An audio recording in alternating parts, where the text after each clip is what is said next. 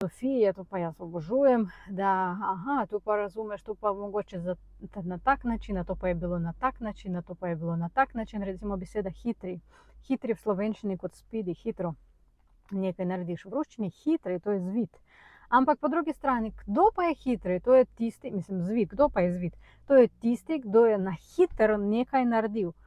In zato mogoče, on pa je hitri. Torej, nekdo si je mislil, da on je zvit, ampak je obstal, da on je kar hitro nekaj naredi. In to pa tudi tako zanimivo, kako to gre. Tehnologija nam ne bo tega povedala, ker tehnologija nam samo da odgovor.